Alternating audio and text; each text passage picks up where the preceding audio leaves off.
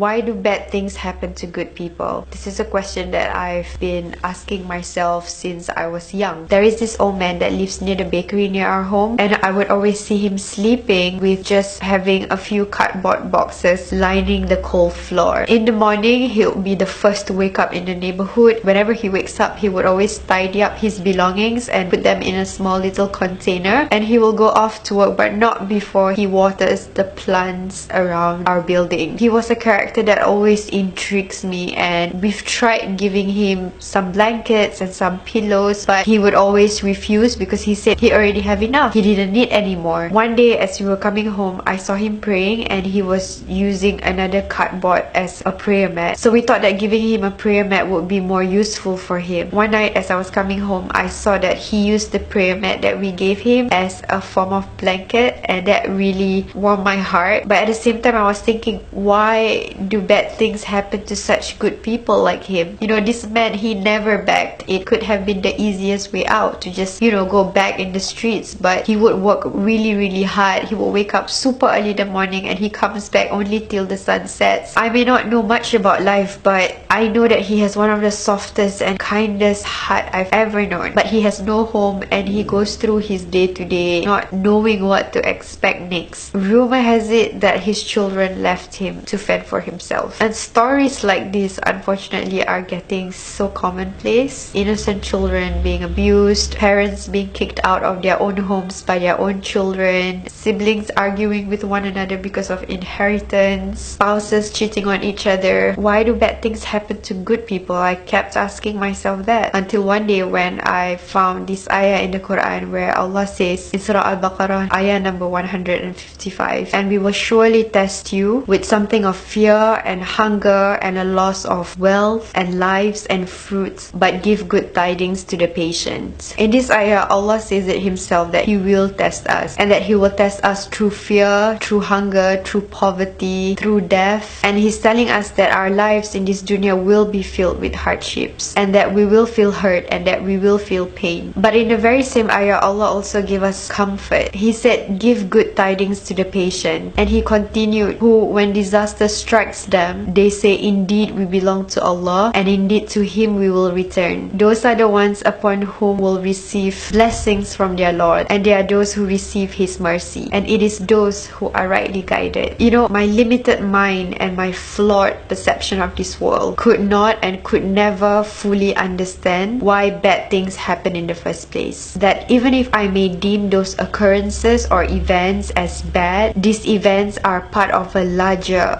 bigger, grander scheme of things that my limited human brain will never be able to comprehend and see in its totality. But I know that everything that Allah does, it's never random nor a coincidence, because with Allah everything has a purpose. So as I pondered upon that ayah in the Quran, I realized that instead of feeling sorry for the old man who resides temporarily in cardboard boxes, I should actually be in awe of his patience and be envious that inshallah his permanent residence in the hereafter will be Jannatul Firdaus, because that's where all the good people go. And I'm now convinced that nothing bad happens to good people, because whatever difficulty or hardship that has happened to them, that they may have gone through, those bad moments made them closer to Allah. And that's the best thing that can happen, because when one is closest to Allah and has Allah on their side, then truly they have everything. My father always taught me to never ever look down on others, because someone might appear poor or impoverished, but his or her soul could be richer than ours. And even though dirt might smear their faces now, their faces could be glowing, full of nur on the day of judgment. So the next time I see or hear stories of bad things happening to good people, I hope to remember that truly it is only Allah who knows the bigger picture, and that He has a plan for all of us, and that He definitely takes care of good people. So if you know a good person that is going through a bad time right now, please share this video to him or her and tell him that Allah always takes care of good people. So that wraps up my reflection for today. I hope to see you guys in my next video, inshallah. Bye bye.